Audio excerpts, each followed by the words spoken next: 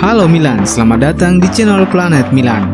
Buat kamu pendukung setia AC Milan, pastikan untuk tekan tombol subscribe-nya.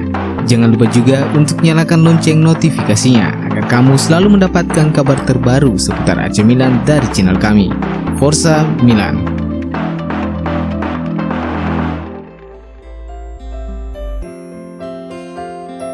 Terlepas dari kekecewaan beberapa penggemar dengan dicoretnya Jens-Peter Hauge dari daftar skuad di Liga Eropa, namun Milan secara umum tetap memberikan kepercayaan penuh kepada pemain muda asal Norwegia tersebut.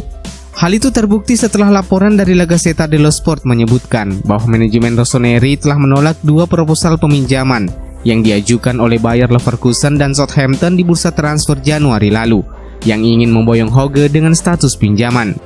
Direktur olahraga Milan, Paolo Maldini dan Ricky Massara disebut tetap menempatkan mantan bintang Bodo Glimt tersebut menjadi bagian dari rencana masa depan klub. Lebih lanjut, laporan itu menambahkan bahwa Stefano Pioli kini bisa memberikan Hauge lebih banyak ruang di Liga Italia, mengingat sang pemain menjadi satu-satunya pemain yang tidak mendapat jatah bermain di Liga Eropa, sehingga konsentrasinya saat ini hanya berfokus di Serie A.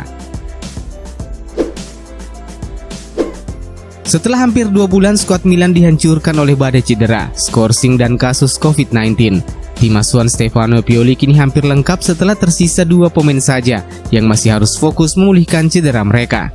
Hal itu terkonfirmasi setelah Football Italia mengabarkan bahwa bek muda AC Milan Matteo Gabbia kini telah pulih dari cedera lutut dan bisa kembali berlatih bersama skuad minggu ini. Bek 21 tahun itu masih harus absen di pertandingan melawan Crotone, tapi kemungkinan besar ia kembali dalam daftar skuad yang akan dibawa Pioli ke kandang Spezia atau dalam laga melawan Restal Belgrade di Liga Eropa. Sementara itu, Simon Kjaer dan Brahim Diaz masih harus berjuang memulihkan cedera yang mereka alami. Tim medis Milan belum bisa memprediksi kapan pemain asal Spanyol itu bisa kembali, karena harus menjalani pemeriksaan lagi minggu depan untuk menilai cedera pada fleksor kaki kirinya. Sementara itu, pemulihan Simon Kjaer terus menunjukkan hasil positif, yang memungkinkan bek asal Denmark itu bisa kembali dalam derby melawan Inter 21 Februari mendatang. Situs Transfermarkt.com baru-baru ini merilis 10 daftar bek kiri termahal di dunia saat ini. Dalam daftar tersebut, bek kiri AC Milan Theo Hernandez berada di urutan ketiga. Menurut data Transfermarkt.com, Hernandez saat ini memiliki nilai di angka 50 juta euro. Nilai tersebut berada satu strip di bawah bek kiri Liverpool Andy Robertson yang berada di urutan kedua dengan nilai mencapai angka 75 juta euro. Sementara bek kiri milik Bayern Munich Alphonso Davies dinobatkan sebagai bek kiri termahal di dunia saat ini. Pemain 20 tahun asal Kanada itu memiliki harga yang ditaksir mencapai 80 juta euro. Dan berikut kami sajikan daftar selengkapnya.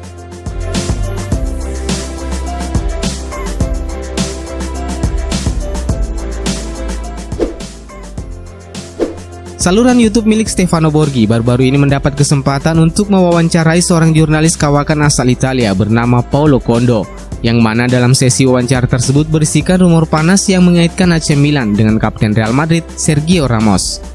Dalam wawancara tersebut mengungkapkan bahwa ada peluang Sergio Ramos menyeberang ke AC Milan musim depan secara gratis, mengingat kontraknya akan berakhir Juni 2021 mendatang.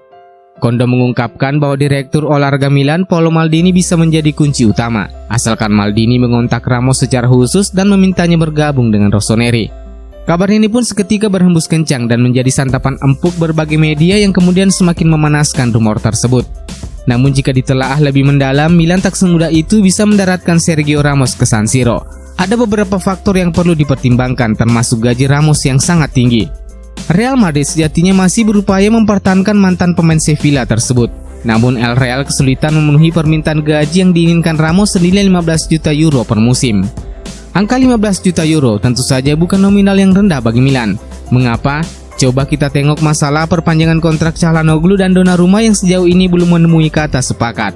Milan masih terus berupaya membangun negosiasi untuk mencari titik temu dengan pihak Çalhanoğlu yang hanya meminta kenaikan gaji mencapai 6 juta euro. Hal yang sama juga berlaku pada kasus Donnarumma. Negosiasi alot masih berjalan antara Milan dan Mino Raiola selaku agen Donnarumma yang meminta kliennya mendapatkan gaji 10 juta euro. Jika Ramos bersedia menurunkan tuntutan gajinya sesuai dengan permintaan AC Milan, maka peluang Ramos ke Milan bisa saja menjadi lebih besar.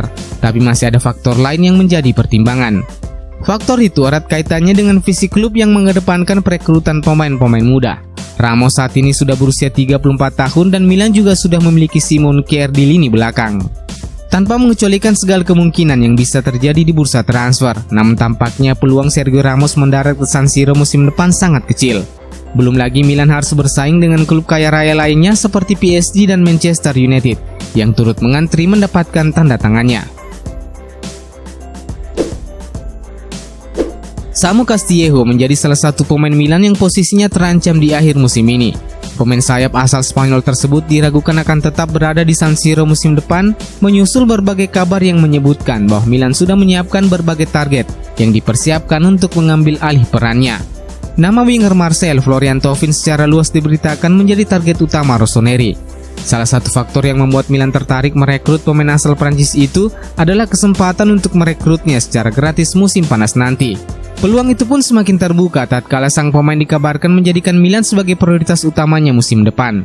Selain itu, Thauvin siap tidak mendapatkan kenaikan gaji dari 2,2 juta euro per musim yang ia dapatkan selama ini, demi memuluskan langkahnya berseragam AC Milan. Kendati begitu, berbagai kabar yang berkembang mengungkapkan bahwa Milan juga masih terus memantau target lain selain Thauvin. Melansir laporan dari Calcio Mercato Web bahwa Milan dikabarkan dapat menyalakan kembali minat mereka pada bintang Werder Bremen Milot Rashica.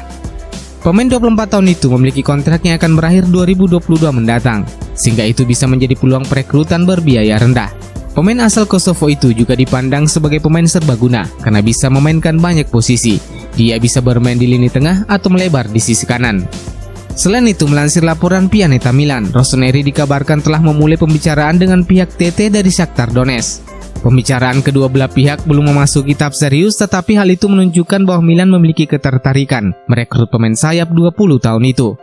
TT memiliki kontrak yang akan berakhir 2023 mendatang, dan menurut Transfermarkt.com, sang pemain memiliki valuasi di angka 20 juta euro. Fleksibilitas sang pemain yang bisa bermain sebagai sayap kanan, sayap kiri, dan gelandang serang menjadi salah satu faktor yang menarik atensi AC Milan. Sejak bergabung dengan Shakhtar Donetsk 2018 lalu, TT telah memainkan 63 penampilan di seluruh kompetisi, mengemas 15 gol dan menyumbang 12 assist.